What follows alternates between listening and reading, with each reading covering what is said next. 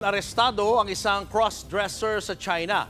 Ang dahilan, pinagkakita niya raw ang sex videos na higit 1,000 lalaking kanyang nakatalik. Nartong report. Siya si Zhao, taga Nanjing, China.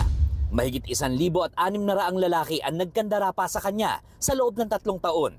Lahat sila nakatalik ng binansagang Red Uncle. Pero ika nga, walang lihim na hindi nabubunyag.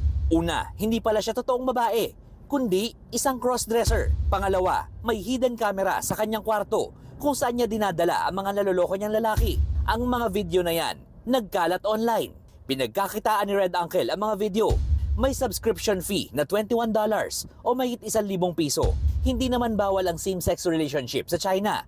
Pero bawal na bawal ang pagpapakalat ng sex video. Dito na naaresto ang suspect.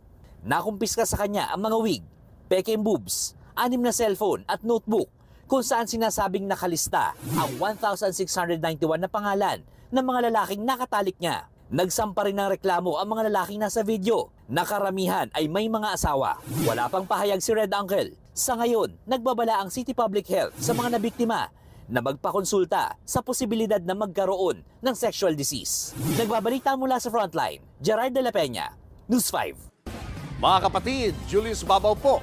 Para sa komprehensibo at makabuluhang balitaan at talakayan, mag-follow at mag-subscribe na sa social media pages ng News 5.